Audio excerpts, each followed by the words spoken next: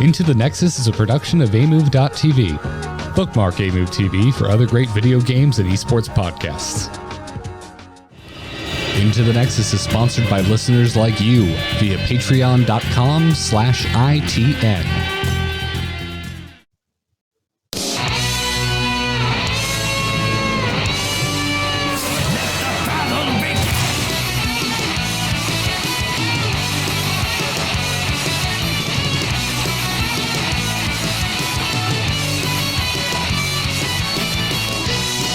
Greetings and welcome back, everyone, to Into the Nexus, the podcast all about Heroes of the Storm. I'm Garrett. He's Kyle. We're back. I said that like we've been gone for a while. We did this last Thursday, Kyle.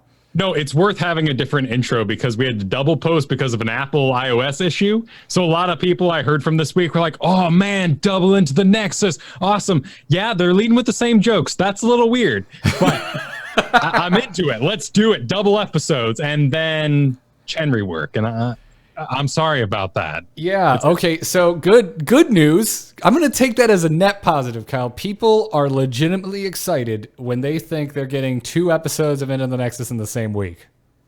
Yeah. Which means you should go to patreon.com/ITN right now, because if we make double what we're making right now, I'll make that happen. I'm more than happy to do that. All right.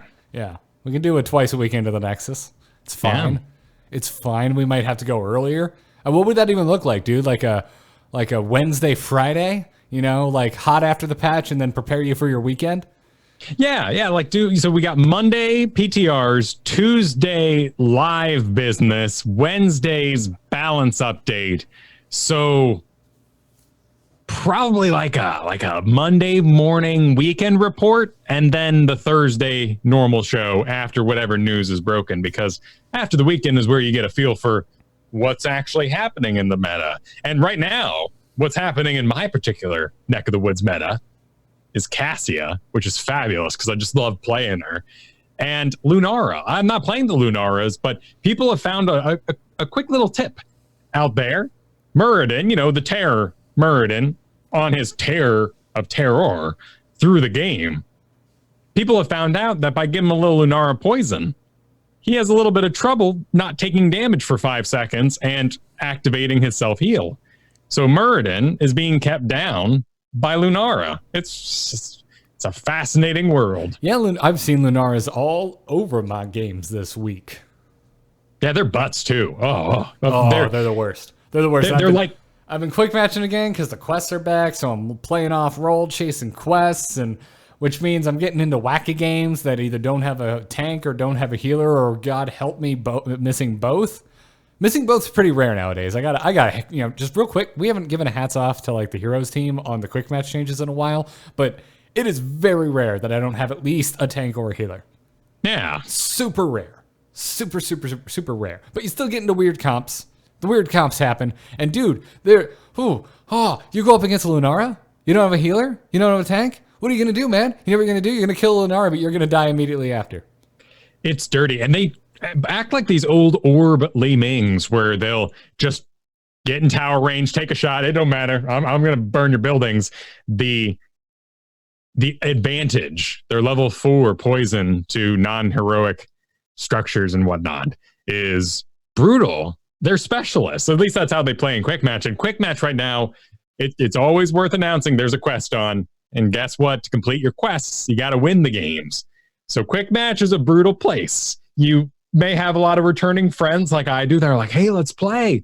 And you gotta be a little firm with them. You're like, no, we're going to play some quick match. Normally we can screw around a little bit, but we need you on your mains because it is serious business in there.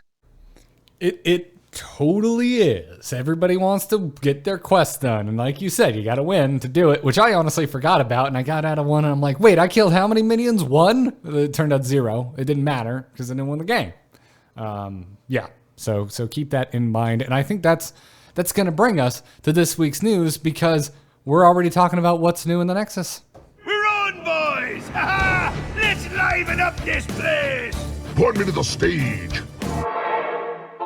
Stay a while and listen. So Mecha Storm is here, dude. The patch went live. There's no hero balances we really need to talk about. Chen got his rework. The rework is in the game. If you want to hear the nitty gritty about Chen's rework, you should go listen to last week's episode. And then also, not getting, it's not our thing, but you should probably go watch Not Paradox's video too, because he did a really nice little breakdown. He's a good man, that Not Paradox. I like to pimp his stuff. But yeah, Mechastorm is here. Dude, I might spend money on skins for the first time in like ever. Sure, they're handsome. They're good looking skins. We didn't really spend too much time talking about it last week because we had to get into the dirt with the Chens, right? We had to figure that out. That Vala skin, man. Have you seen the strafe animation? I have. And I want an Abathur friend. I have not had success on Vala in a long time, and the Valas I do see don't have Tassadars anymore, but they have something else to sit on top of them because that girl is squishy. I did, however, get a Malthael skin because that one is my guilty pleasure. I'm an awful Malthael, but it's very pretty. I want the Yrel one. There's only one place I get to take Yrel, and it's so upsetting to me. It's when everybody's doing Mario Party. When you get to like the Nubarak and the Kairazim, and you're like, there is no way this Kairazim is healing through Kael'thas, Lunara on the enemy side. Oh my God, they got a Gul'dan too. We're all just going to go. What should I pick for the solo lane? Well, Imperius is a little low range, and, Dahaka, but that can't get as deep as fast. Oh, Yrel. It's the perfect draft pick. Like 1 in every 100 games. Yeah. I mean, she's better than she used to be, right? She got some love. Yeah. She got some love. It's better. Okay. It's okay. It is a dope skin. Yrel has never been my particular cup of tea. So I don't really have much to say. Not big on the Yrel, even though I love the skin. But yeah, dude, I had enough shards for the Malthael, so I just got in there and bought myself a Death Scythe / Sandrock. Someone pointed out to me on Twitter today that, because of he dual wielding hand scythes, hand sickles, the weapons are more Sandrock than Death Scythe, but the whole look is clearly more Death Scythe than Sandrock, and also the demeanor. If we're talking about, duo versus Catra, Malthael's more of a duo. He's just 0% Catra in demeanor. I'm just impressed at that memorization of the names, honestly. I did not remember much. Love Gundam Wing.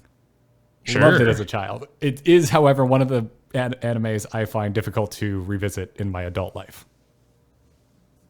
It's a bit old school. It's a bit crusty, slow, one might say. Our sensibilities have changed. Yeah, it's a bit, this is what teenagers would think is cool. Right, guys? Yeah, let's do that. I'm okay with that from time to time, though. I'm in the mood. It's like Linkin Park's first album. Okay, I feel it. Yeah. I am very happy with this event as well, and we're finally, the Cyberpunk event, we sort of tiptoed towards this. The Nexomania was themed, but it didn't have any story. As light as this Mechastorm story is, you still got like shy little Yrel sitting there being like, oh, can we fix Tyrael? And Vala's being all the commanding anime. Yes, we can. This is what I wanted all along. I just want to take the characters, put them in new worlds, mix them up, make them interact with each other. I love that we're finally doing this. I wish we had all the assets and power of release heroes, but I'm just happy we got here. I've seen a lot of complaints this week, like, oh man, what if, not even complaints, they're just wishes. What if in the corner we had little pilot Yrel or Vala saying pilot lines and doing pilot business in their portrait? What if that was happening? How cool would that be? And then we'd feel like the pilot inside the thing. Like the first time you play Phoenix, you're like, what the hell is going on down here? Well, who is this guy? If you don't know who Phoenix is and you've never seen a Dragoon before. That's fair. I mean, that would be super cool for sure. Is it necessary? Should it delay the release of dope ass skins like this? Absolutely not, in my opinion. I'm really digging this event. To me, it's the quest. The quest systems are at the end of the day how like it turned out to be a big driving force. I think for a lot of us Heroes of the Storm players, even if we were already playing a lot of games, we were the type of people that get in there, we grind, we do our dailies. Maybe we're interested in just chasing higher ranks, whatever it is that gets you into the game. I think many of us found that these new event-based quest systems were much more of a draw than I think a lot of us had kind of expected them to be. So I'm glad that it's back. And I like this quest system. It's good. I remember the game board from the holidays. That was surprisingly deep. That was an extra layer of things I wasn't aware that they could even program into the game. And here we are now rebuilding a mech. And yeah, it's simple. It's 2D, whatever. But I think it's a really nice touch. And you also get that mech. You get a Tyrael mecha skin when you do the whole thing, which is giving. I mean, let's be honest here. We've all talked about seeing skins in like the Halloween event was probably the one that was probably most confusing. It just ended up being a spray or a portrait, but you thought you were going to get the skin. Well, clearly they want to hold some stuff back for money because business, but they give something away at the end. It's pretty good. Yeah. Yeah. I will say the one thing I'm really wishing for is custom mounts for all these mech skins. Yeah, they had the hoverboard. I want to use like my foot boosters, man. I want to strike an anime pose and cruise around the map. That's to me, that was the first thing that jumped into my mind as, oh man, I wish this was part of the skins, but it's fine. These skins are amazing. I bought the Malthael one immediately, and I have to have that Vala skin. I love it. It's weird because they have such nice load up animations for the quick match screen. It makes you think, wait, well, I was expecting to fly when I got in there on Vala. And that's where the disconnect happens. And I have no idea how assets and things work. And maybe because it's 2D, or it's 2D to us, I guess you could say. We're not in the game spinning her around while she's flying. There's a lot less animations, probably. Maybe her back doesn't exist like we've seen in some cutscenes where like, hey, by the way, everything's broken here and the eyeballs are about to fall out the face, but we made it work. I mean, you can spin them around so we know it's there. It's making sense, right? Like, I don't know how much that's playing a role. We did get a bit of an insight into asset generation in the AMA today, but we'll be talking about that a little bit later. But everybody get in there if you haven't done it already. Go and play around with the interface for this new event because you do have to select a quest. You have to select which part of the Tyrael mech you want to start to repair first, and that's going to activate a 3-quest chain. And if you don't activate it, you're not going to be making progress towards any of these quests. So make sure you get in there and pick what you want to work on first and get this rolling. And then go have fun. There's so many people back in Heroes of the Storm right now playing. Make friends. Get out there and murder some fools. I've also heard that there are some ways to game it a little bit if you are a fan of getting the loot boxes. On the Tyrael Mission Primary Control Core quest, when you complete it, you get an infinite quest. So you can just keep doing these things for as long as you want and unlocking more chests. You can play Lost Vikings using that 75 regen orbs in AI and get those 75 in 13 minutes if you put a Viking per lane. And the AIs are a little crazy about orbs, so even if you just camp them in the area, the AIs will grab them for you. They'll fly into your Viking, and you go and win the game. You get a chest. That's awesome. That's how I'm going to get my minion waves done. Yeah, it's taken forever, man. And I'm like, I'm just going to play as a Garrett. Turns out, oh no, I would have a much higher chance of winning the game and thus any of my minion kills counting if I played someone else. Yeah, I mean, you just need to be... Wait, no, you do have to last hit for that one. I have heard. Last hitting is important. No wonder I was not aware of that. No wonder it's such a... come on. Why would you do that to us? Why would you do that to us, Heroes team? I think it's a balancing act. We're still learning what the proper amount of winning games, regen globes, damage absorb, spell damage might be. For me, I'm just going to play Heroes anyway, and I am speeding through my quests rather quickly because of ranked play often, filling out my random quests. The class-specific ones get done a little quicker in these sort of systems. To me, this is perfectly length because I want to enjoy this beautiful screen and quest system and feel like I'm doing something extra with my time for as long as possible. But I understand if you are a Blizzard game jumper, if you play lots of games, and these quests announce your time to play only Heroes of the Storm, you're probably sitting there going, 75 regen globes? You nuts? No one has time for that. All right, well, after the show tonight, Kyle, we're going to go into an AI game. I'll play Nazebo, you play Lunara, some of it with poison, and we're just going to knock out all our minion kills. How's that sound? Sounds good. increase our chances of a last hit. Anyways, outside of poison doesn't work. Poison doesn't count. Really? It's cute, and I applaud you, and well done, Heroes game knowledge, Garrett, for thinking about poison to do last hits, but unless it actually gets the last hit, doesn't count. Okay, so you're still increasing your chances because you've got poison ticks on top of your actual basic attacks landing. So you're still increasing your chances. Right, but probably Jaina or Kael'thas kind of pop them dead heroes work better. A fast murder machine. Knock it out. Okay. Honestly, Rex Armisha, probably really good. There you go. Double the attacks, plus if you go Bird of Prey. Yeah. That's Ragnaros, and then you would complete your quest doing exactly those last hit mechanics, and you'd be like, "Oh, I got 30." I bet everyone listening right now that's a Ragnaros main is just, who are these children? They didn't even know. Like they didn't even see the quest. They were done so quickly. Yeah, they're just driving in their car on their way to work. On foolish mortals. Exactly. Anyways, besides Mecha Storm, we got an update on Storm League season being delayed. They said that with the launch of their latest PTR, they also need to officially announce that Storm League seasonal play is going to be delayed. A new start date had to be set. The adjusted development date is because, in their words, quote, "We have a lot of incredible changes coming to Storm League that the team did not want to launch without, so they need a little more time." And before I even read what's coming next, my answer, I got to this point in the sense that I was like, you take all the time you need. If that's what you got to tell me, I like it. I like it. It's good. It's solid. Yeah, there were some bugs. There were some bugs this week. But Heroes has a really good track record of fixing most of their bugs in a timely fashion.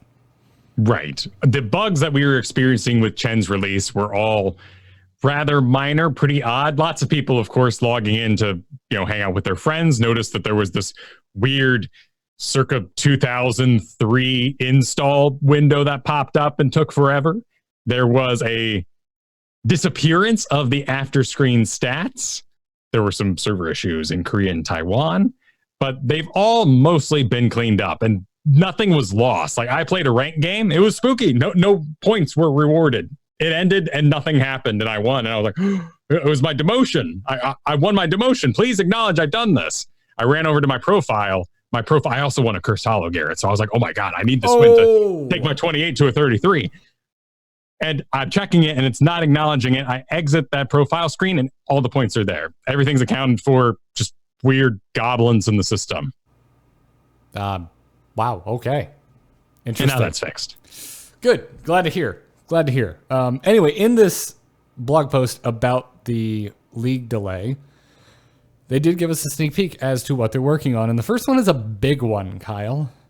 So big, in fact, we got a dev comment kind of delving more into this. They said they are working on, and this should be coming with the next season, visible, direct MMR to rank point mapping, to which I went, that sounds huge. What does it mean? And Morozov let us know what that meant. Morozov said, right now, every place Storm League player have two separate numbers representing their standing in regional ladder, their MMR and their rank. Ideally, they should be in sync with each other. This is why we have personal rank adjustments, rubber banding rank to MMR value. Goes on to say, and I'm leaving some stuff out here. Go read the full post in full if you want to see everything. Morozov continued saying, MMR change is a bit more flexible and depends on your team, your opponents, etc. That's why people might end up with their MMR being significantly different from their expected rank. The plan is, according to Morozov, that they drop rank as a separate value and directly convert your MMR to your rank after each game. That sounds kind of nuts. So each time you win or lose, your MMR is going to go up or down, depending on if you win or lost, and the rank change is going to be strictly bound to the MMR change. And so as a result, we're probably going to see more volatility in the changes of our rank. Though they said that they expect the average change to still be around 200 rank points. Okay. That's cool. I'm glad we are going to take those two systems and make them one, because it's rather silly not to. But we've almost been in this tradition for so long. And remember, we graduated from a Hearthstone just plain win-based system a long time ago. And we tried to keep those good vibes. Everyone likes the Hearthstone system. Even Magic the Gathering right now with their arena is basically, for as far as I know, in the low tiers, you graduate from gold to plat. You can never go back down. You just win games, and if you lose games, you lose points, but you can never, go back to previously where you were. You feel good. It only lasts a month, but you feel pretty good about it. We have rank floors in Hearthstone every 5 levels. Yeah, they wanted to make you feel good, but we also have MMR underneath it. This sounds like we're going to keep our current big circle bar filling, but with no demotions or promotion games, as they've said, those are going to be removed. Yeah, that's also something that'll be going away with the next season. But yeah, I guess we could move up potentially more. So if the average is still going to be 200 rank points, like unless we find ourselves in some really bizarre scenario, I don't think we're going to be moving entire ranks per win, right? That's what I'm still trying to figure out, because at BlizzCon, they showed a system where that was possible. There was per rank, all of gold. Instead of 5 of them, there were 50 of them. And you might swing between gold, here, gold 50 and gold 25 in a single match. Yeah, or you might in reality, to me, that's just a different way of representing what we already have. You're just adding so many more individual slices of the pie that we're just moving. Yeah, I don't know what I really trailed off on my thought there, but I don't see that as very different. It's kind of, all of this at the end of the day is gamification, right? It's a very overly elaborate placebo to a certain degree. But If this works, if this is successful, it shouldn't be an overly elaborate placebo. Our MMR should be our rank should be our MMR. So say we all. I hope it works out and it's transparent. Yeah, really, this is fine. This seems like a change. I'm expecting some bugs. I'm okay with all of that. I am way more interested and, frankly, excited about no more promotion or demotion games. That to me, that's the big news here. Yeah. Not only will it help people keep playing, you're going to remove a really dirty gamification of the system that we do in our own heads. This isn't the game saying, this is fun, you want to play a video game. This is us saying, I'm going to quit for the day, or I'm going to keep playing past an unhealthy point because I need to rank back in, I need to rank back up. I can do this promotion game today. Oh, we lost. But hey, there's only 20 points. So if I win one game and then I win 2 games, then, oh my goodness, then I'll have 427 points when I get in the new rank. It's just madness. Right. This is just much more straightforward. Yeah, you might demote more frequently, but it's a double-edged sword. You might promote more frequently. I'm excited. Yep.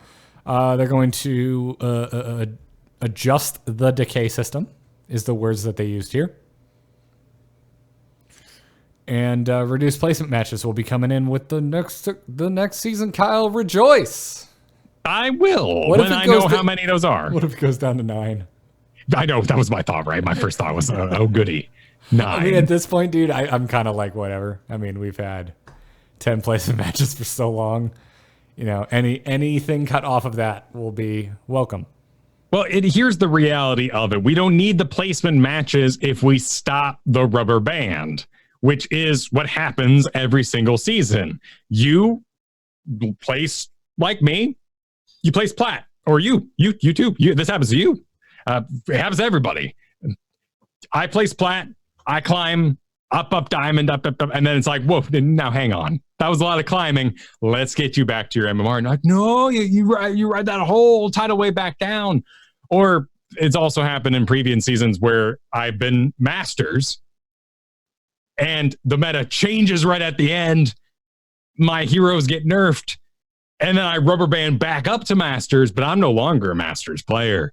Meta change. My heroes aren't good anymore. And we have to ride a horrible, hellish ride down through Diamond as I try to get my skills in order again.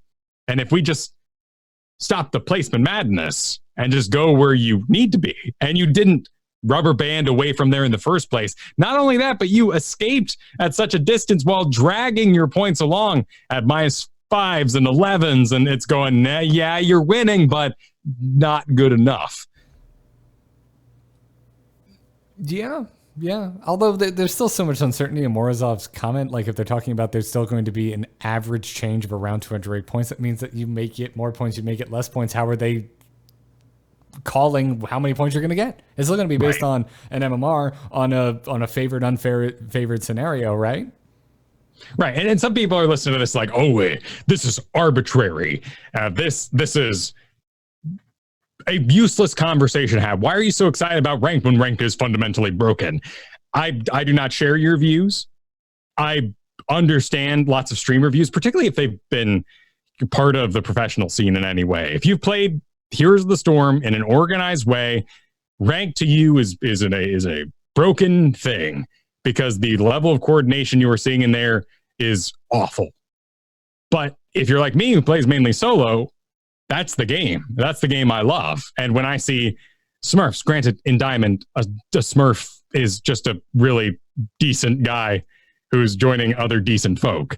If there's a Smurf in your Silver game, yeah, we have some problems, and we need to figure out that whole different issue. And we talked about it actually last week, some of our ideas on how to fix that with other gamifications.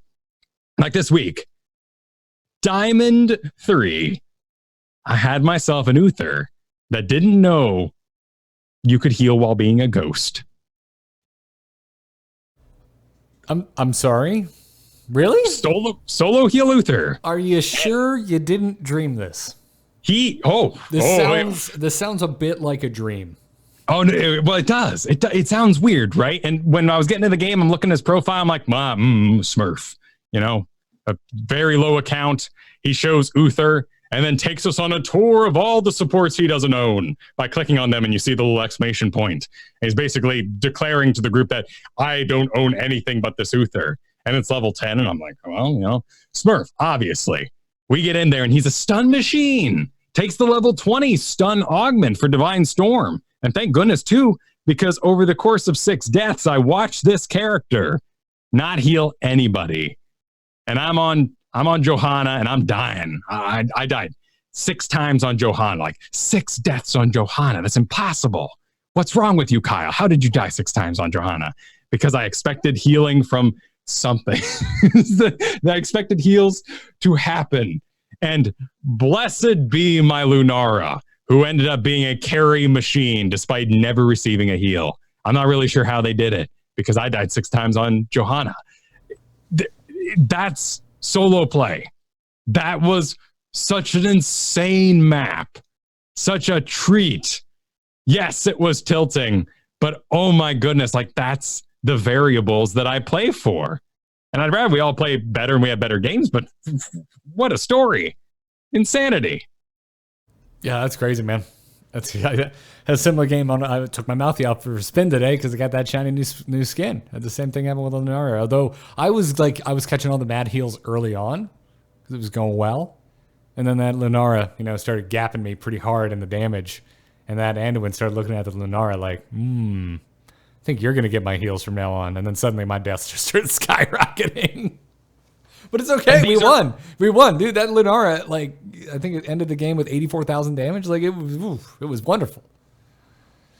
You had to learn that over the course of deaths rather than human communication, which you would do in a team-based system. And you would know that your buddy Freddy really likes healing Janice, and Janice, always gets heals and you get no heals. And that's just how it goes sometimes. But, damn it, Janice. But that's the way, the solo queue system goes. So to me, when you say fixed rank, it's broken, what I'm thinking is, don't minus me 5 points when I win a match because my MMR is on the move. Just make it 18 and my next one's 20 or 27. And just don't arbitrarily mess with my 200 unless you have a system that doesn't rubber band me back when the placement season's over.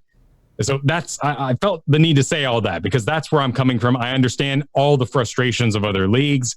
I know that there are bigger problems, and I'm just an old traditionalist when it comes to solo play in a MOBA. Yeah. I get you, man. I follow. I like these changes quite a bit. In theory, we'll see how it lands, right? I mean, we're not talking about performance-based MMR, so I'm like, okay, cool, because I think we're done. I'm assuming they're done with that system. Yeah. Let's talk about the Chen rework real quick because it did come in. It is live. It's in the game now. 0 changes have been made since the PTR. So everything we talked about last week, all of the changes that were on the PTR build is what ended up going live. The Chen rework is here, and there was a bit of weird bugs that came in with this patch. There was a client not loading issues. The Korean and Taiwanese servers are apparently unstable. These things have been fixed. That there was infinite rejoin queues. Basically, I think the joke is rebalancing Chen unbalanced the whole game. If you want to get into Chen, he's very complicated if you're planning to do anything but sort of the backline Muradin style. In fact, last week I was sitting there being like, look at all these cool talents. Storm, Earth, and Fire. How awesome. That's an obvious pick. I'm here to tell you that thing has a bit of a load delay, and you might get stunned, picked up by Diablo, pushed back by Raynor, or you might be in a tough position with tons of stagger on you, and your Anduin goes, oh my god, Chen's about to die, and he grabs you, and you go on 10-second cooldown for your Storm, Earth, and Fire. Taking all that stagger damage you weren't meaning to, and honestly, I fell in love with Barrel this week because it's instant. I think the Anduin or insert Garrosh, whatever, anyone that can interrupt what you're doing, that will be fixed with time, with knowledge, right? It'll be fixed by, sadly enough, Chen's going, what are you doing? that's what's going to be fixed. Yeah, man, I saw a Chen with half his life in stagger going to Storm, Earth, and Fire today. And I was just like, holy, that is so much damage that was just negated. It's ridiculous when it works, when you get it off, when you do the thing correctly. It is powerful. Also, I did get stuck in the middle of a triple Chen ult. And I'm here to tell you, Kyle, it hurts a lot. That's a lot of damage from those 3 pandas. There's a lot of bodies in there. You know, they all function as heroes, which means you can get stacks off them. You can get the full Malthael heals, and there's some counter drafting for you to do. I really fell in love with Barrel this week because it was instant, allowed me to run away at 70% speed, and that was one of the better tools of it. The 75 armor at 22 is just great for negating what you're basically doing there with your perhaps delayed panda split, which is negating stagger damage. If you want to do the build, that is super easy. If you just want to get into Chen, it's all the green talents. Deadly Strike, Flying Kick no longer costs brew. Well, that just kind of makes it easy. That's unimportant. Additionally, its damage is increased by 100% while shields are active from Fortifying Brew. So you basically fall into a really nice rhythm that is super easy to manage. Drink, kick the person that you want to kick for bonus damage. Drink, kick. And you, like I said, you function like this Muradin who takes a little bit of damage as you stand there drinking, no big deal. And then you jump the backline Vala. Yep. And there's a lot of Valas to jump into the backline on right now. Very true. They're out there living their mech fantasies, their best mech life. Which, unfortunately, their best mech life turns out to be a lot of dying. Yeah. It would appear. Well, they weren't exactly released on the strongest meta. Here's the Malthael's fine. He's always tooting around in that higher win rate. Yeah, he has dropped a bit, but he's still above 50% anywhere you're looking at statistics. It's as long as there's a heavy front line, as long as Rexar is in the meta, as long as anyone that spawns anything else is in the meta, take your Malthael. You're gonna have a good time. I still can't definitively tell you where or why you should be taking Chen. I joked a little bit earlier about Yrel and when I choose to draft her. I mean, obviously, if we're thinking that Imperius is the S-tier solo laner at the moment, which sadly leaves poor Dahaka in a tight spot because Falstad has actual building damage. Brightwing's getting stacks of bribe or resetting faster so someone else can rotate out of that lane. When Falstad gets to a wall, he just can burn down the wall with auto attacks. Dahaka, he might win the lane push, even win the solo lane. Then he gets on your wall. And what's he going to do? Like buzz it down and auto attack it slowly? It's kind of a bummer for him. At any rate, Chen has that same issue. His siege damage, and I mean that in the auto attacks and business into a wall, is pretty low. But you take him not because you want to win the solo lane, but you want that solo laneable hero that'll occupy the Muradin space, much like you do the Yrel.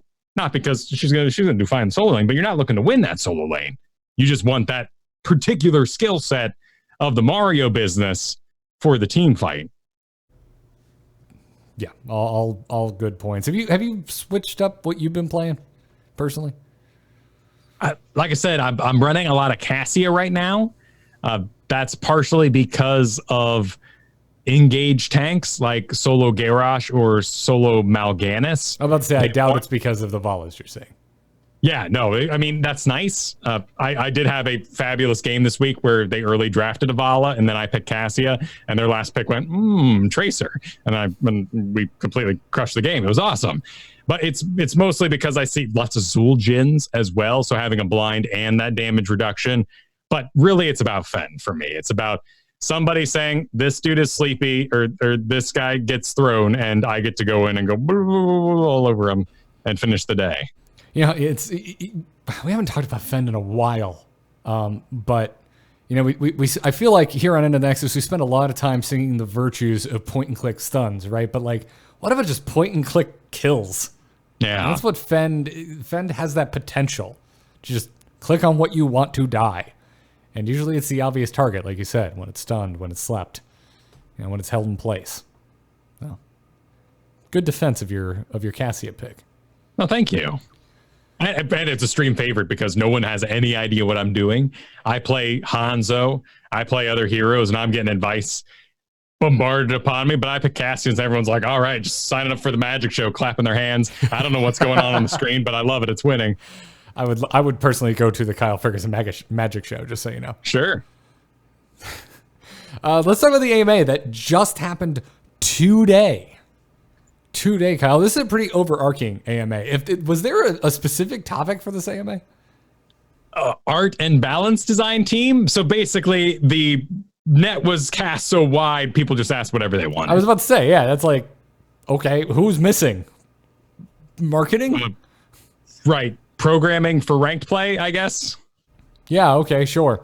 Anyway, there was a lot of questions asked, a lot of answers given. And let's dive right into it. Basically, they were asked what the main focus of the team is right now, and Daybringer got in there and said that the design team is focusing on finding ways to better educate the player base. Ooh, it's like Daybringer wrote an answer using only heroes-related SEO terms. It's a bit of a presidential speech, sure. I'm not ripping on him. I just think it's funny. It's like, educate the player base. It's just, you're right. Yeah. I mean, yeah, it's political in a certain way. It's agreeable things. Kissing babies, hamburgers for all. Like, all right, you know, bless America. He gets more specific though. Making the solo lane matchup more fun is apparently at the tip top of their list. I think that's interesting. This is interesting. This is really cool. As someone who has frequently been ending up in the solo lane as of late. Yeah. Personally, I think it's interesting enough. I'm curious how they would. Maybe it's because I always just play the bully character, but yeah, you're not wrong there, and that's worth taking a minute to talk about, because when they say make the solo lane more interesting, they're often talking about higher league play. And again, what makes the game great is the unknown skills on both sides. So when you and I get into a solo lane, regardless of our league, and I mean, this week I have an Anduin come visit my solo lane, and I'm hanging out there as Chen, and you're like, oh, all right, you know, I'm gonna body Anduin. But then Dahaka shows up a minute and a half late. Well, that element changed. You wouldn't have that in pro play or any sort of tournament play at the moment. You would have two great self-sustaining solo laners, and with their game knowledge in tow, they would make the educated choice to just not participate. Oh, you just burned the wall into me. Okay. Orb, thank you on my towers. All right, now I push you. Oh, I'm not going past halfway point because I could get ganked. I'm watching the minimap because I'm all pro and stuff. Oh, okay. Oh, the minimap's busy. I see. I can count everybody. Let's push into your wall. Oh, I pushed too hard. Oh, that was free XP for you. Oh, okay. And that's where the issue is that tournament players are willing to be really boring because they're playing a tournament. Us at home, we never know if Dahak is any good, so we're going to try it out and try to kick his ass. Dude, you just hear the whistle from the good, the bad, and the ugly when you're staring across the lane at them. Just like, all right, let's do it, partner. Yeah, you're like, yeah, but are you good? Because I don't know. You should not be going to the solo lane if you don't assume you're better than the other player. Yeah, which is actually a really good psychology point there that you just made. A lot of you grumpy folk take the solo lane because no one's going to do it. We have to soak. Soaking is so important. It's true. You can wait. I know soaking is important, but there's so many elements at play here that, I mean, there are huge missteps, of course. Like, what I'm really referring to here is Kel'Thuzad. A grumpy Kel'Thuzad, let's say. And he's in the middle, and he's farming his little heart out as best he can, but he looks top on Cursed Hollow and says, there's no one in the solo lane. Well, fine. If no one's going to do it, I'll go do it. No, mistakes were just made by you.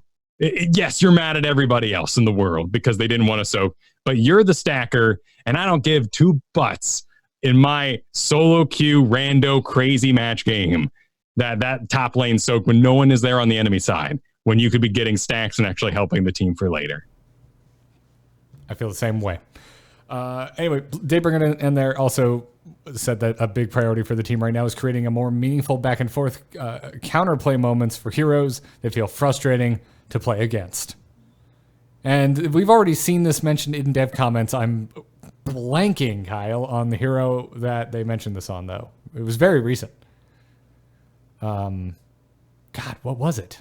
I think it was Chen, wasn't it? Yeah, with how his W works, how his W now cycles between the two abilities. They said they wanted to give a window for counterplay. Right, and they did a great job, honestly, with stagger and drinking not overlapping perfectly, or also the keg into the flame breath not being immediately available. And that's great, but I understand, too, that Chen players are still upset that there is a lack of fantasy. Remember when Chen used to sit there and drink through Vala? And we would say, I'm fine, that's fine, I'm Vala, I'm going to get stacks on you. But really nothing ever happened in that lane, and no one should be targeting Chen because Chen's just going to drink through it all. Like, that wasn't fun. There was no counterplay except for to stun him. And it's a balancing act. Yeah, and it made stuns like a hard counter to Chen. Yeah. So yeah, and you and I are not big Chen players, so just keep that in mind. You know, I feel for you if you're feeling bummed about your Chen fantasy. But to continue on with Daybringer, because he was asked to elaborate. They asked, what are you doing to make the solo lane more engaging? And Daybringer said, essentially, we don't have anything solidified right now.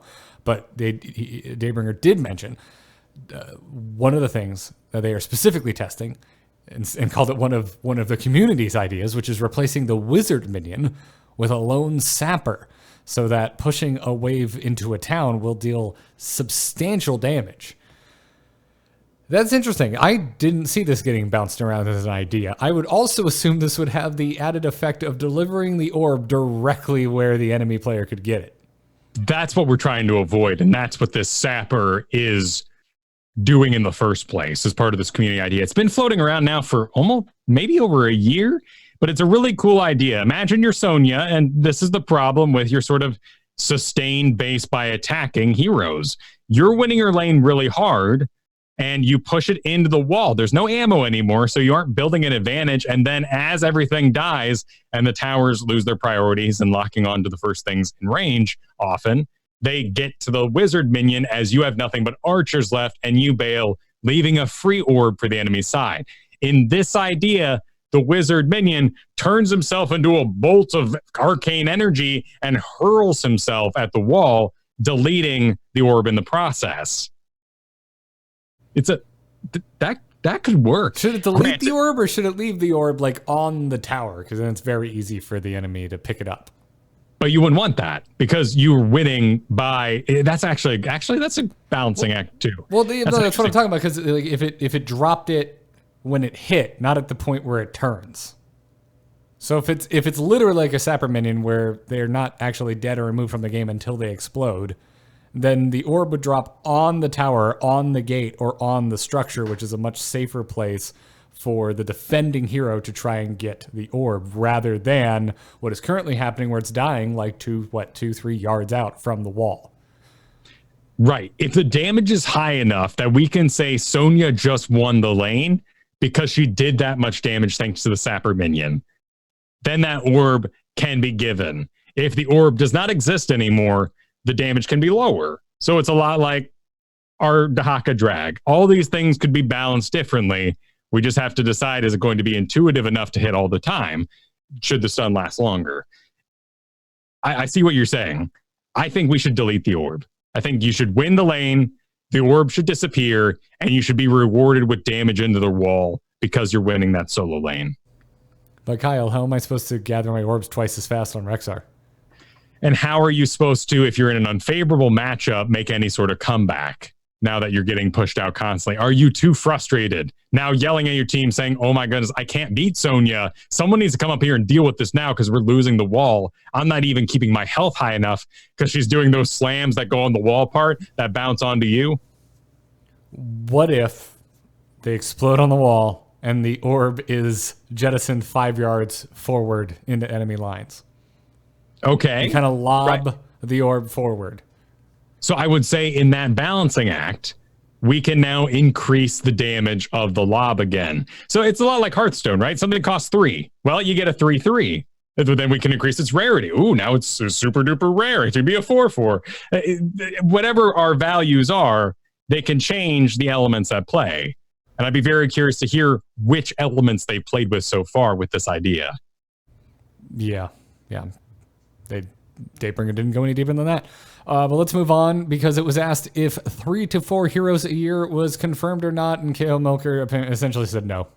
The TLDR on this is no confirmation at all. Longer reply from Milker was that they're not going to commit to a set number of heroes a year. They want to be free to pursue what they believe is the most important, what they are the most excited to bring to Heroes of the Storm. Which is fascinating because it means they're not chasing popularity, which they should, because, well, after all, every time they add a new hero, we get this influx of people. But how long do they stick around? Do the core players of the game benefit from a new hero all the time? I really love this answer, as long as what they choose to work on is in our best interests. Well, I mean, I don't think they're going to work on a module where the hero comes out of the monitor and punches you in the teeth. Sure. So, right. Yeah. And there probably won't be a bonus version of Pool Party for Brawl, whatever it may be that you particularly care about, like clans. That's not on their radar, but we would like it as a community. Yeah. So what's next? And if we are doing this rank delay and you're saying no heroes because of a delay that you want to make all these preseason changes happen before our next season, yes, I can wait 6 months for a hero in that case. Yeah, I'm fine with it. With the how quickly they've been putting out balanced patches and reworks, I've been really happy with the dirty word we don't like saying. I've been really happy with the cadence. It's been a good cadence, man. So I'm fine with it. Milker did confirm that multiple heroes are in development right now, though. We've heard that before. Said we have some great new heroes in development. Yeah, but I'm also eating lasagna because I own the ingredients for lasagna, right? Like how far in development, it doesn't really matter. Well, okay. Obviously, you're working on heroes. It's all good. I don't love that analogy, but sure.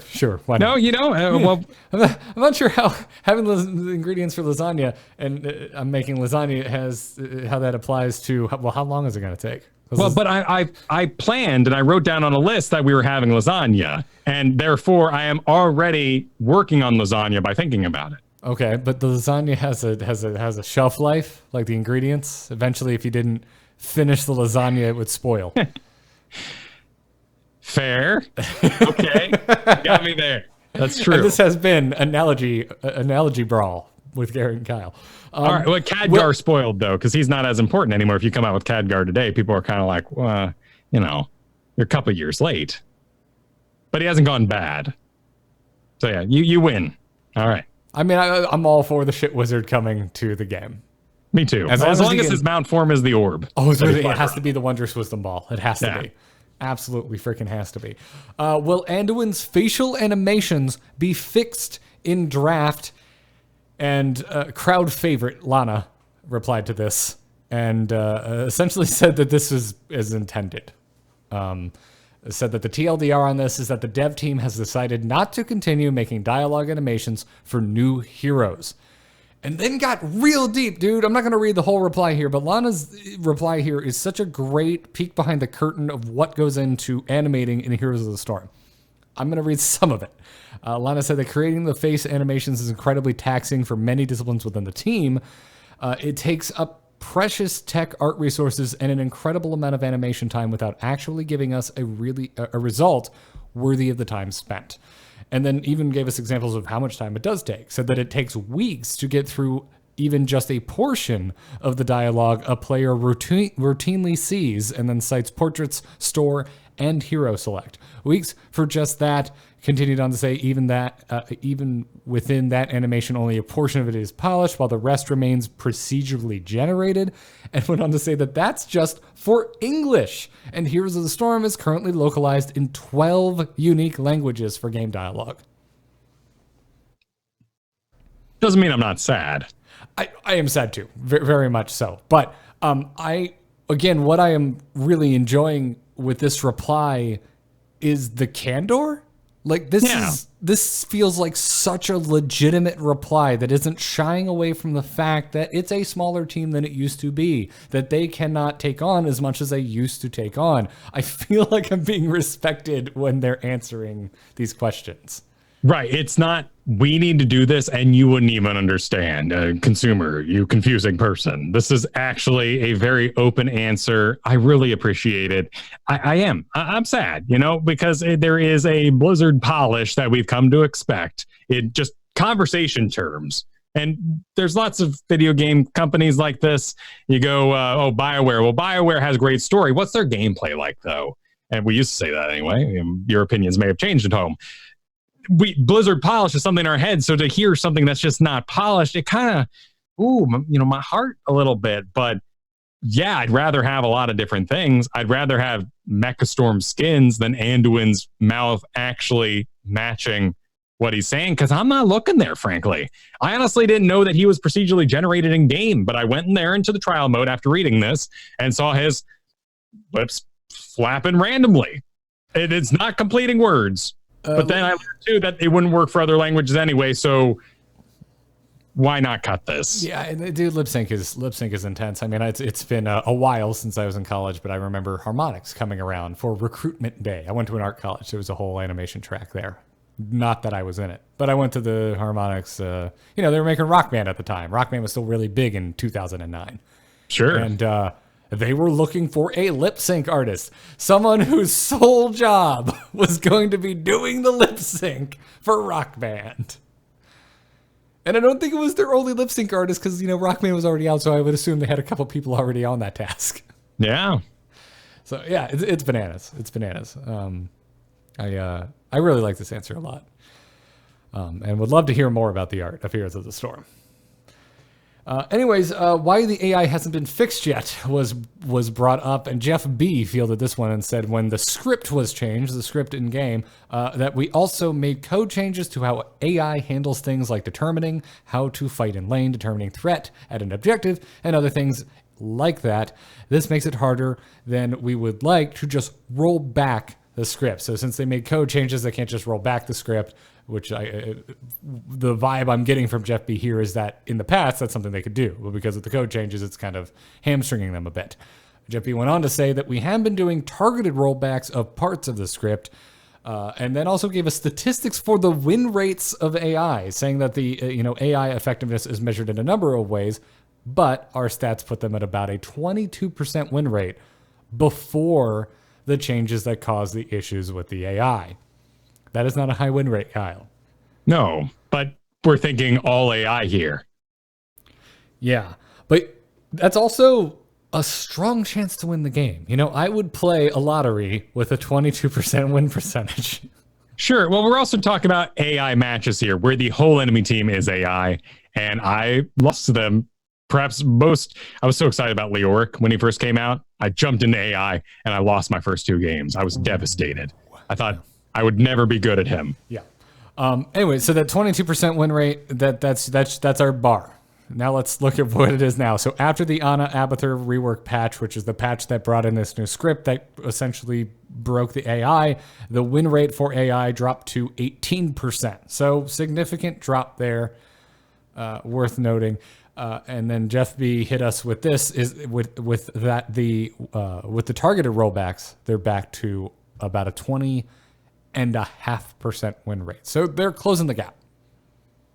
And from what we know, these script changes are effective means for the game to calculate the various damage types that are around.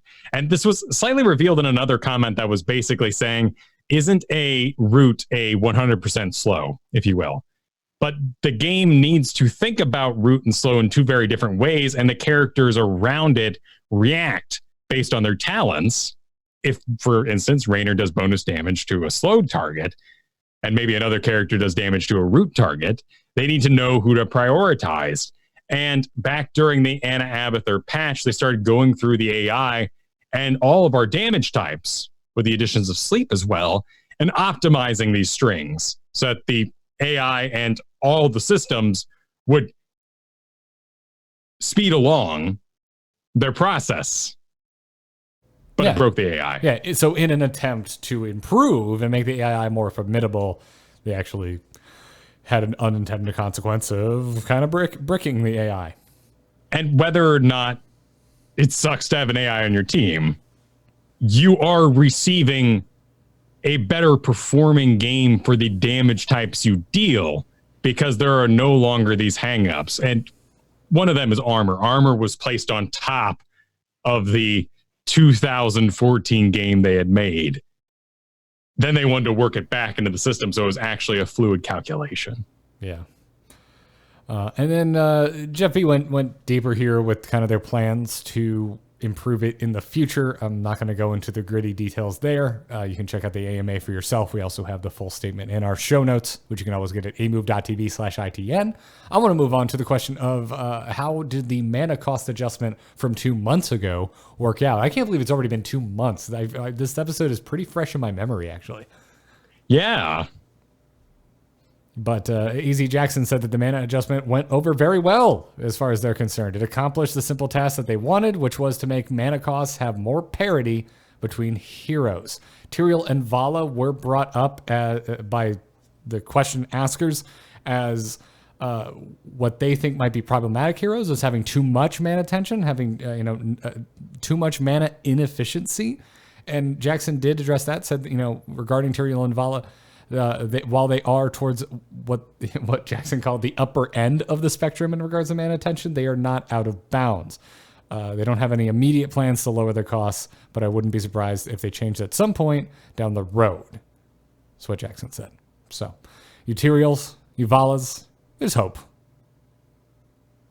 I think we're in a good place with mana. I've been playing a lot of Genji since the Not Paradox episode. I've been working on my Hanzo, and I am pleased that they have mana issues all game long. And I like that supports and tanks tend to lose their mana issues as the game goes on. I can't think, even they bring up Vala and Tyrael here. I really don't see an issue here because Vala is controlled by your level 1 talent picks. What type of damage do you want to sort of have cheaper or recover mana through? And Tyrael is really just about controlling your darn self, because it's really easy to do a smite that gives you movement speed, but did you need it there? You could have held off. You can get some orbs, hang out in lane, just stop casting abilities that deal very little damage, and just chill. Yeah, I look at Vala as a hero that's more hamstrung by the meta, because Vala is a hero that we typically see surge during times of double support and fall off when that isn't the case. And that's because I think not just because obviously double support is very strong, but with the rise of double support, we see the rise of picks of Malfurion. And what does Malfurion do? He brings mana back to the equation. Very true. No. Yeah, art updates for other maps a la Dragonshire was also broached as a subject, but the answer was that it is unlikely that overhauls of other maps in the style of Dragonshire will be happening. Sky Temple specifically was called out. They said that they were happy with the way Sky Temple looks overall, but to expect a change to lighting at some point. They're experimenting with changes to lighting on Sky Temple because they want the effects of the map to show up better. Which I think is a fair point. Everything's very bright on Sky Temple. Yeah. Well, and there's problem skins and problem zones. Of course, we've heard for a long time that color blindness is a big issue on Sky Temple as well, just because the way the assets are lit. I think this is an exciting answer just because lighting is what graphics are. All colors are light, and if you improve lighting, everything looks better. Yeah, certainly. I mean, it's one of the most noticeable things when graphics get improved. You notice the lighting. Also, texture fidelity and yada, yada, yada. But whatever the case is. These are just the highlights from the AMA that we chose for this episode. These are subjects that we thought would be the most interesting to you, and maybe a couple things in here that we found the most interesting to ourselves. If you would like to see the whole AMA in full, we've got a link right here in the show notes, or just head on over to the Heroes of the Storm subreddit to see all of it. Did you see you actually, I saw this because you reposted it, that adorable reply to the long-term goals question. Sure, where they just listed their own long-term goals to travel the world and whatnot. Oh God, yeah, it was hilarious. So you tweeted this out, Kyle. I'm gonna just pull that up real fast because you said you got to be specific in life and in Heroes of the Storm, and that's because the question was, do you have any long-term plans you'd like to share with us? And then everybody involved in the AMA just talked about places they really, really want to go visit. Yeah, it was cute. Yeah, it was the Heroes of the Storm bucket list. There are some very short rapid fires we can give you that weren't exactly maybe full-blown answers that are worth reading or anything worth diving into too deep. White Mane is going to get an indicator at some point about her trait, saying how many people are affected by it. Ariel is on the list to get terrain indicators for when you slap people into walls there. Hanzo and Diva will only be updated to match their new Overwatch kits if those kits work better in our MOBA form. So no updates planned for those two heroes. How do you feel about Gazlowe as a bruiser? Was a question posed by the devs. I would love that. Because I think it might be the right move. It's historically been the most effective way to play him. Like going way back.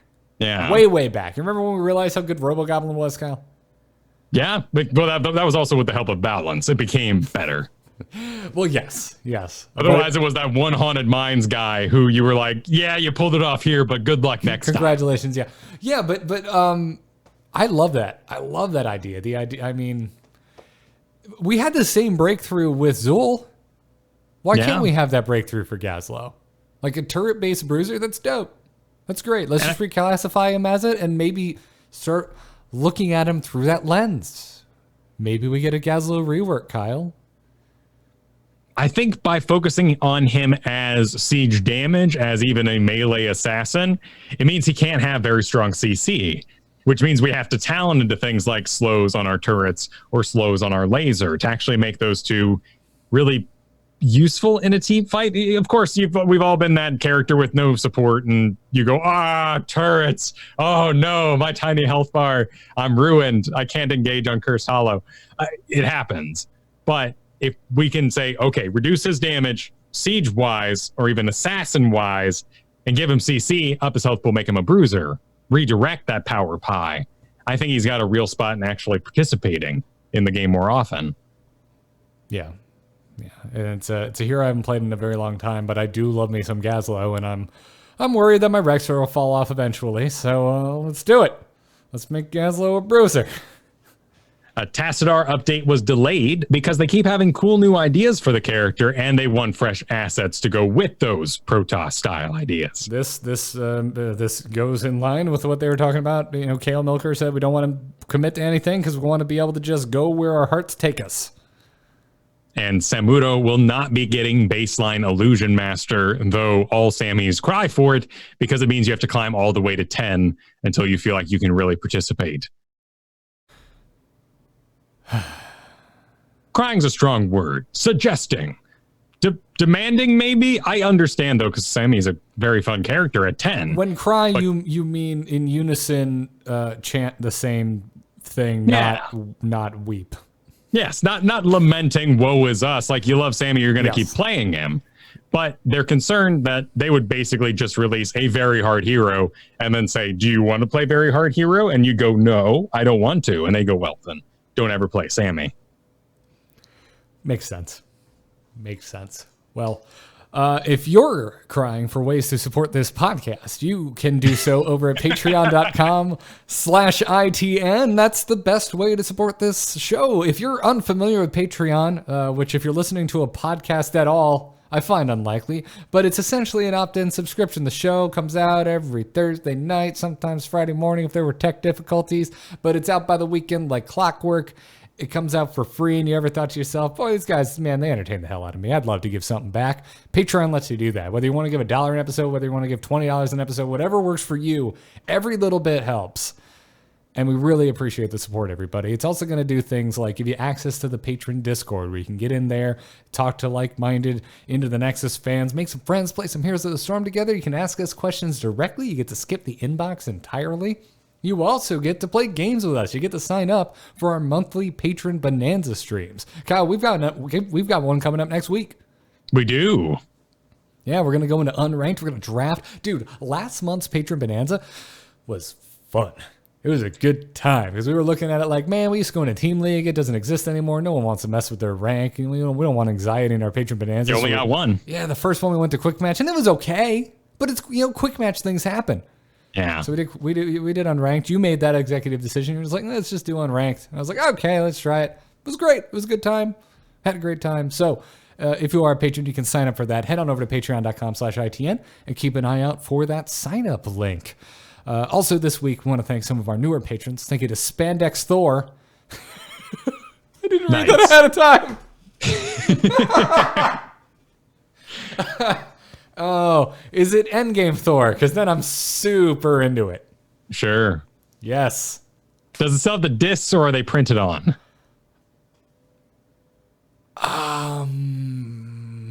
I like to think it still has the discs.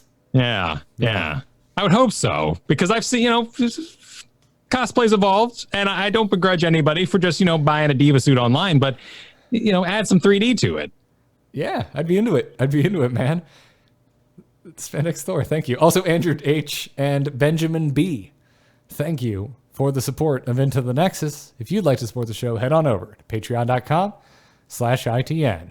And now we're going to take some emails or some questions from the patron Discord and wrap the show up. Darkness stopped calling. Does anyone else hear that buzzing? Hold on. Darkness just texted me. Emails, you can send them to itncast@gmail.com. Minivan is going to kick us off this week. What kind? Are we talking like a Honda Odyssey? Are we going back to a Chevy Astro? Wait a minute. What makes a minivan? A van is a van that, like, the vans, right? With the big doors that open sideways, and they're for, like, painting and ladders on top. That would be a panel van if you've got a ladder on top. Okay, my grandma had a van and it had curtains in it. That's a conversion van. Okay. Which is essentially a panel van, but for people who aren't using it for work, they're using it for leisure. So a minivan is like a big Mini Cooper. Yes, it has the doors on a track that slide back, and you haul all your kids to soccer practice in it. That's a minivan? Yes. Okay. They're pretty big nowadays. It's kind of an outdated term. Gotcha. Yeah, it's not very many anymore, is it? Yeah. But it's no longer a paint van. Correct.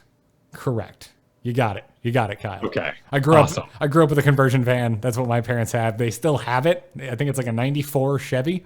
Ooh. Thing still runs. It's incredible. Hey, Chevys, man. Remind me to tell.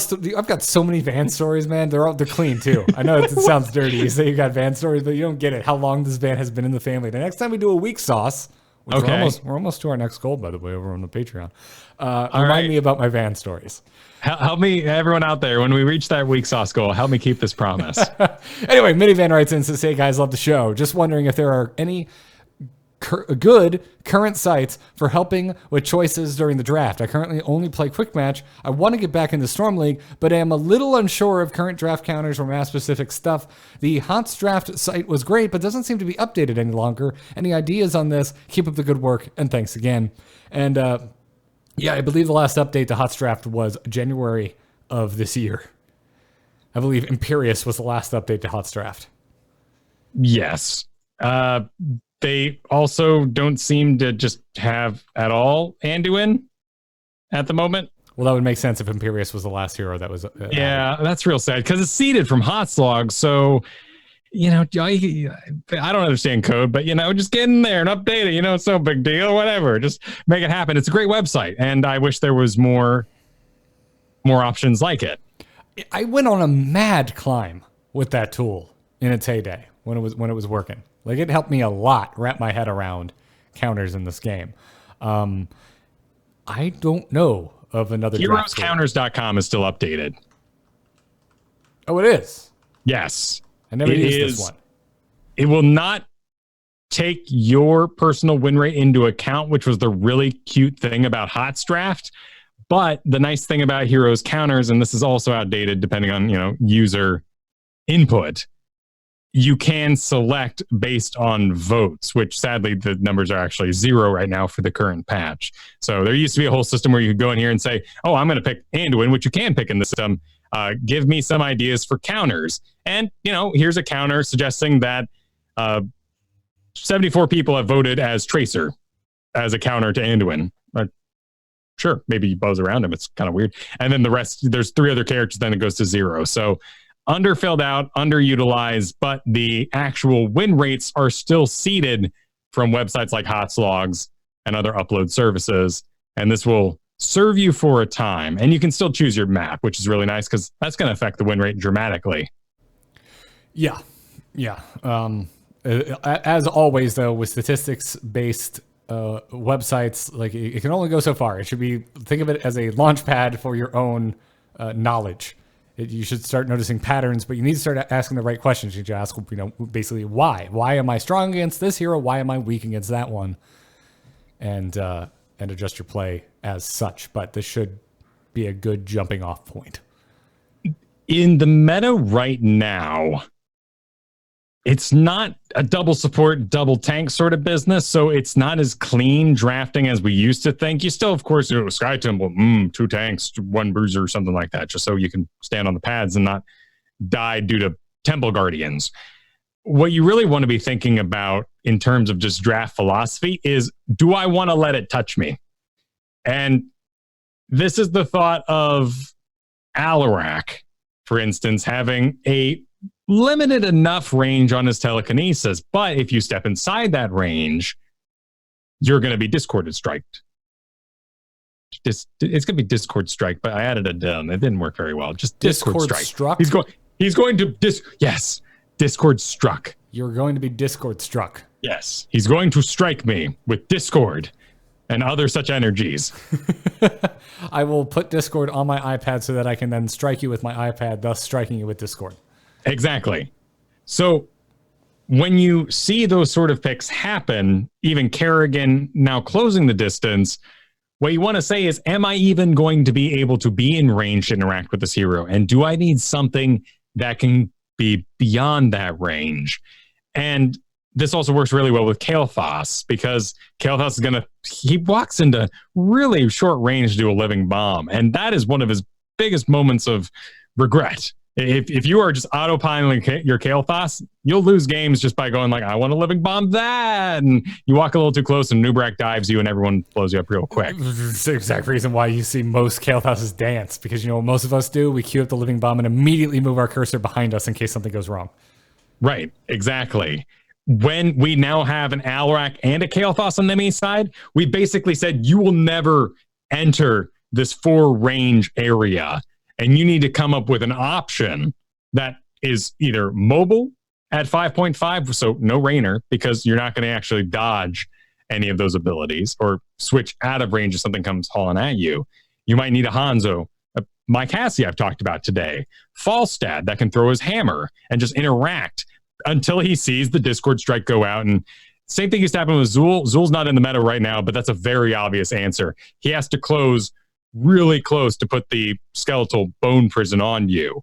If you just don't ever enter that range, you've avoided the entire problem area in the match place in the first instance. So the majority of late game picks are based on that philosophy right now.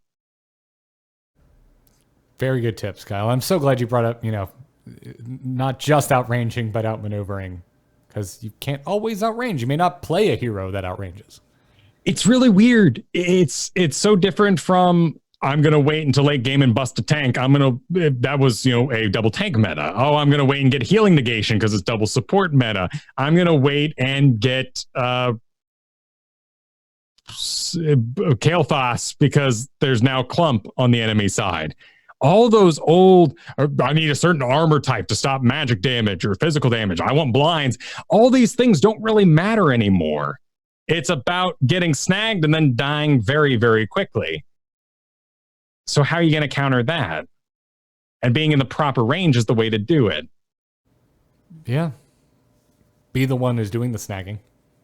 That too. Then those are your early picks, right? Like we saw a recent tier list come out from Tempo Storm talking about Storm League only.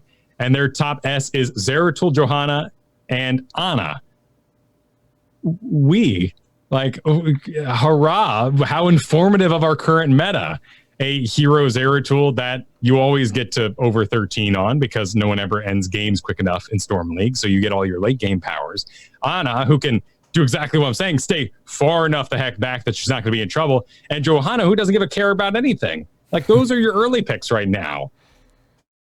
Yeah, you're not really informing the draft. Yeah. Zeratul will be interesting after the Tassadar rework. Because if it's successful and he can still see stealth, that's going to have a big effect on Zeratul's. Even if he still has the Lightning Storm that just denies area. I mean, I feel like that's where we're at in a kind of weird place with Valeera. Her counterplay doesn't exist because we don't run Tassadars or Flares on our Rexars, and so she's out of range to be poked in the first place.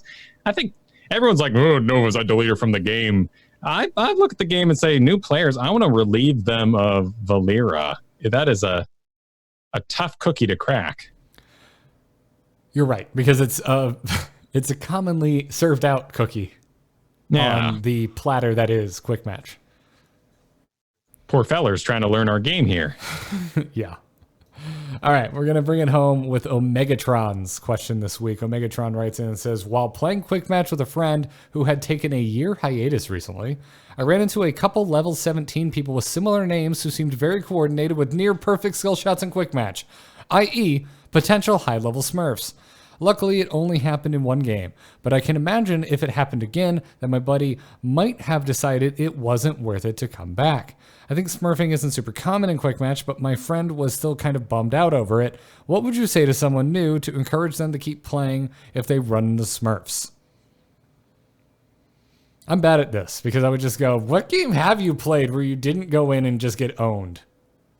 Yeah, that's true. And know that you as the invitee feel way more guilty than the party who just lost the game because they're used to losing. Frankly, they don't play that much. And when they do play by themselves, they probably lose a lot of their games. And they're just having fun hanging out with you, in all honesty. But you're the one who's saying, I want to give them wins. I want them to love my game. I want them to enjoy their time here. I want them to enjoy their time so much that they say, oh, you have to go for the night? Well, I'm going to keep playing. And the next time you see them, they're even better at the game. And then you guys get to go play ranked together. The dream boat is easy to follow when you're the one organizing the party. Oh man, this is, I know we say it depends a lot, but this is such a strong it depends because everyone's different. You know your friend better than us. And what I think of is all the way back in college. And Kyle, I just realized it's been 10 years. Sure. Yeah. 10 years this summer, dude. Congrats, because we both graduated college the same year. It was back in May for me, so I've already dealt with that pile of... No, same, but we haven't had this discussion together. But anyways, I'm feeling old. And my point is, back in college, we were trying to get our last roommate, who wasn't in on it yet, to play World of Warcraft. And so we just kept, hammering him that dude, you got to play. He finally says yes. And we're like, cool, you got to come play this faction. You got to not play these select classes because we already got that locked up, yada, yada, yada, so on and so forth. Ends up, making a character within the parameters we set out before him. And, he stopped playing. And you know what happened? Christmas break came. He went home for Christmas. I was already in Florida, so it was no big deal for me. I stayed where I was. And we all come back. It's, January, class is back in session. Dude's got like a level 40 undead warlock. I was like, dude, what the hell happened? He's like, oh, I just got bored and went to the Horde and studied the Alliance and rolled what I felt like rolling, and this game's fun as hell. I'm like, okay, cool. Clearly, shouldn't have given you any advice whatsoever and just let you forge your own path. And that may not have worked for someone else. So it depends, man. I'm very much the type that is motivated by a lot of direction. I want to be helpful. I want to know where people kind of want me to be when I'm coming into any type of group activity. I don't want you to say, just, do whatever. Because then I'm paralyzed by indecision. I'm the type of person that likes stuff curated. But there are people who don't like things curated. And when they are given too much structure, are kind of recoil and find it less fun and want to walk away. And so Megatron, I would say, your friend better than we do. So take that into account. And also think about other PvP games. Because first 2 times I played Dota 2, oh my God. I took a 1-week break from Auto Chess, Kyle. I'm having trouble cracking top 5. There's only 8 players in PC Auto Chess. That's rough. But personally, I'm getting fueled because I'm mad. I want to crack the puzzle. I don't want to suck. I'm fueled by the challenge. And like I said, man, everyone's different. It's I think what you say to them differs very heavily on the type of person, the type of player that they are. Right. We're obviously not solving the Smurf issue you ran into, merely the trappings around it. Smurfs are going to happen. Right. And they should be rare in quick match, but the Smurfs have to level up their characters somewhere. Yeah. And allowing them to explore the heroes that you were just beat by is probably one of the strongest things you can do. And certainly what I found my allies have enjoyed the most is, man, we just got beat by X. Let's be X. All right. Oh, wow. Triple mage. That was something. Everybody triple mage. Let's do it. Let's do what they did to us. And it's a good time. And when you lose, you then go, oh, so they were that good. There was nothing cheap. There wasn't even anything Smurfy about it. At that point, you just said, wow, they were really good at what they just did to us. Maybe someday we can be that good. Maybe I'll keep working on it. But I think we're both, as you mentioned there, we're both people fueled by losses, which is why I love tower defenses. You lose and you go, oh, man, what a great puzzle. I got to solve this. Sign me up. Yeah. I mean, there's other kind of general avenues we can point you to. Chat room mentioned, ask them what they want to play and then give them a general overview of the play style of what they want to play. They used to play Heroes of the Storm, so I'm assuming they're a Blizzard fan, which means there's probably certain characters that they're really geeky about, that are going to geek them out, that they want to play, that's the fantasy they want to experience. Find out what those are and try and empower that as best you can. Come up with cute combos. If y'all are bored and up to experimenting, just find 2 heroes that work well together and play around. Man, I personally like playing anything with Kyle's Morales in quick match because we just load up into the freaking medevac and we go wherever the enemy doesn't want us to be and we get total map control and just steamroll. And it's hilarious. And that's a non-specific combo.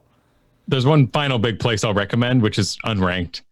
You avoid a lot of cheese because you get to do a bit of drafting. It's now out of order. You can select your preferred roles and stuff like that too. And there are very few Smurfs, in my personal experience, just because they're leveling in quick match, so they can go play ranked. So they don't even bother. And you're going to meet a lot of really serious people in unranked who just have ladder anxiety. And that'll always be weird to me. Please, again, I say this every time I talk about unranked, but you guys are amazing. You're all great. You're better than a lot of ranked players. Please fill out our ranked mode. Yeah. But thank you for promoting unranked. I keep forgetting that you can pick out an order now. That's such a huge improvement to unranked. It's a really great place to practice. So, best of luck to you and your friend at Megatron. I hope they stick with it. I hope they find what is fun for them. And if it's something cute, it's something cute. There are nights where I'm like, I just want to take the lane with turrets, get on a gas load. Yeah. It's been a long time since that, but I used to have that inclination. Then I went on to Abathur, and I think right now it's Valera. Yeah, well, let's move on, because every time we have this conversation, I'm like, man, I have those nights where I want a cigar. And then I think about the Mutalisk I attach to someone that does nothing, or I attach it to the thing I should attach it to, and it volts or dashes away, and then the Mutalisk wanders around forever. I just get sad. I want to play more Zagara again. And I don't have to bully a lane. Blizzard, I don't have to bully a lane. I can suck in lane. So it could just make me an assassin. Do what you did to Sylvanas to me, and I'll be happy. And Sylvanas is still, she's not a slouch in lane.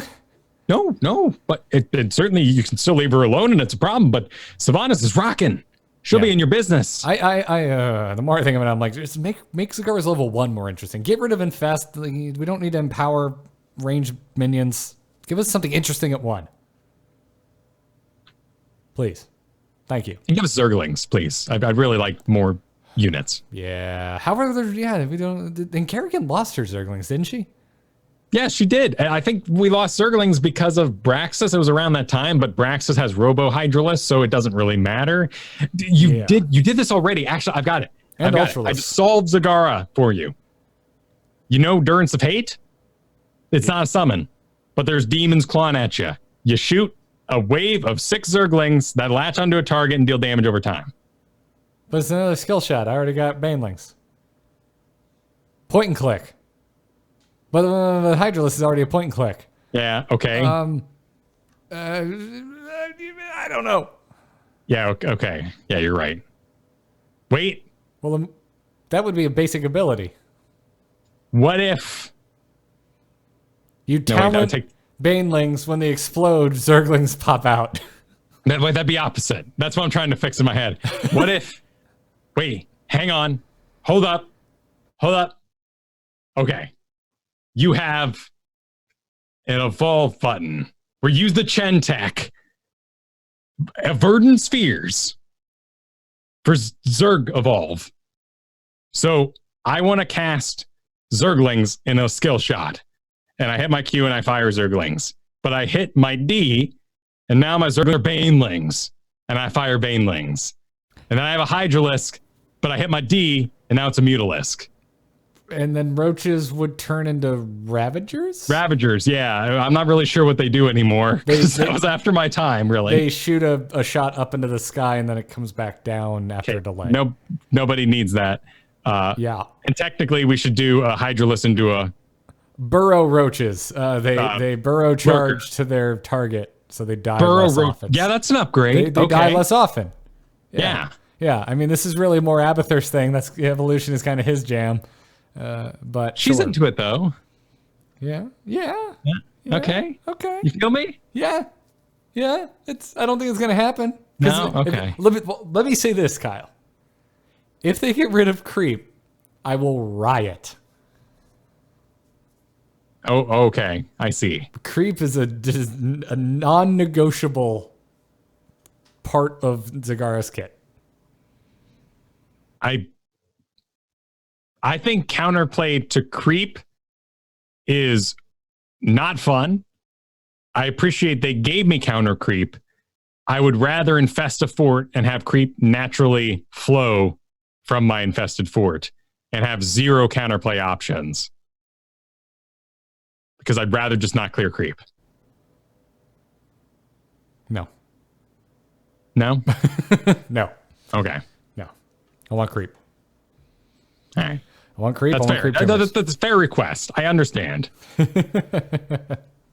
That's it. Everything else, screw with it. Roaches, banelings, hydralisks, all on the table. Do whatever. You get rid of them. Add something else. I don't care. Keep creep. What if your alt was that you summoned 8 Mutalisks, but it only looks like 1? Wait, what? Because they're stacked perfectly. And when you kill what you thought was like 1 Rainer Banshee, there's actually 7 more Mutalisks underneath it. So it's essentially you're summoning perfect Muta Micro. Yes. You're always just clicking on a target where they combine and perfectly canceling it and retargeting it so that they don't spread. Exactly. It's perfect. My God. There we go. New alt. Get rid of Maw. Nobody needs Maw. But Kyle, what if there's Archons? Play this past week. What if there's Archons, Kyle? Oh, because the splash. Yeah, well, because then you need like perfect like box clouds of your mutas. Right. Yeah, you'd have to spread properly. Yep. Please reinstall StarCraft 2 so we can play some co-op. Okay. I will do that for you. It's been a good time. We have not answered a Megatron's. Well, we already kind of did. We helped. We got off the beaten path. It's the end of the show. At least we're talking about Heroes of the Storm. That's true. We did. We're not talking about lasagna. That was brief, and you shot it down. So we moved on quickly. Next week, Sauce, remind me to tell you about my unpopular lasagna opinion. You have a... Okay. There's probably like I ate too much and bad things happen sort of thing, right? No, it's just that... You have bad lasagna? No, Do people not love you? Loved ones make... That's how lasagna's made. Well, we'll save it for another day, Kyle. We'll save it for another day. All right. Anyways, thank you so much for listening, everybody. Huge thanks if you're supporting us over at patreon.com/IT. And we're really close. Next goal, we're going to bring Week Sauce back as month sauce. We're really close to that goal. So if you want to hear Kyle and I do an extra podcast every month for you, where we talk about things other than Heroes of the Storm, have some fun, get caught up, talk about movies, TV, video games, comics, whatever the hell it is that's going on in our lives. Kyle, I just want to make you describe Cars again. Because if y'all out there never listened to Weak Sauce, Kyle and I accidentally came up with a segment called Kyle Describes Cars. Because you, sir, know less about cars than I do. That is an obvious statement. You like cars. Yeah, but it's a relatively new thing. So I still think of myself as knowing very little about cars. But the point is that I would pick a car and you would pull up a picture on Google and you would describe it, and it turned out to be hilarious. So we kept doing it for a little while, and if nothing else, I would love that segment to come back. And that can happen on Week Sauce. So head on over to patreon.com/ITN. And there's other perks on there as well. It's the reason we get to pay guests to come on the show. We have already hit that goal. Thank you so much, everybody, for the support. So check it out, patreon.com/ITN. Don't forget to go sign up for the Patron Bonanza next Thursday. We're going to go rock unranked like it's our jobs. Also, huge thanks to our producers, Declan H., Cheesy Bob, Chris K., and Robert M. Thank you for the support, you four. We're usually live Thursdays, 5 p.m. Eastern Time on twitch.tv/AMoveTV. You can follow the show on Twitter at ITNcast. And Kyle, you do all sorts of other awesome things around the web. You're doing a solo D&D podcast. Yes. Find it at DM Gives Inspiration, wherever podcasts can be found. If you found one that doesn't have it, let me know, and I'll make sure it gets there. DM Gives Inspiration is a 15 to 20-minute show talking about, inspiring you, hopefully, to become a DM, because I always hear, I want to play D&D. But I don't have a DM. Guess what? You're the DM, because you want to play. And you should listen to the show DM Gives Inspiration, because it's a great 5th edition mechanic. So it's a little pun action there. But it's also a very fun show. And you should enjoy that solo show that I do, wherever podcasts can be found. Nice. Also, folks, if Week Sauce sounds interesting to you, Kyle, you and I did put an episode out last week, just a celebratory episode because the Patreon's been doing so well, talking about E3. It was a fun episode. It was a long boy, too. It was about 90 minutes, I believe. So you got a little extra Garrett and Kyle You can find it Week Sauce, WEEK Sauce, all one word, spelled like days of the week, wherever podcasts can be found. Other than that, my solo show R2T2 is back in the swing of things now that Game of Thrones is over. You can find that by searching for R, the number 2-T, the letter 2, R2T2, wherever podcasts can be found. And I just put an episode out about Star Wars Jedi Fallen Order, which is too long of a video game title because, well, E3 happened. And since our E3 episode of Week Sauce, I've learned things about this game, Kyle. There's a lot more game than they showed at E3. Yeah, weirdos. Why didn't you show us the game you wanted us to think it was? Yeah, I thought it was a straight-up linear story game that looked kind of boring and like it was made in 2003. Turns out, no, it's non-linear. You can basically go to whatever planet you want to in whatever order you want to go to it, and it has Metroid mechanics.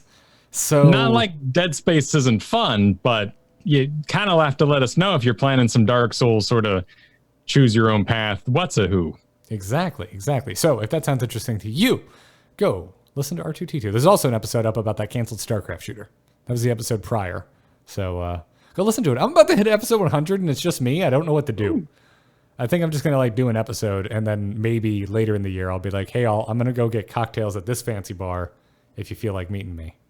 I like that idea. Yeah. Because and if you drink by yourself, it was your show, so no harm done. It crept up on me, man. It crept up on me.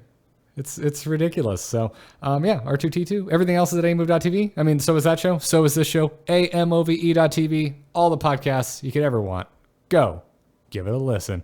That's going to wrap it up for this episode. Thank you so much, everybody, for tuning in. We'll be back next week for the next episode of Into the Nexus, as well as our patron bonanza following the show after we take a break and go eat dinner, because it goes a little late. But until then, I hope you all have a great weekend, and good luck and have fun.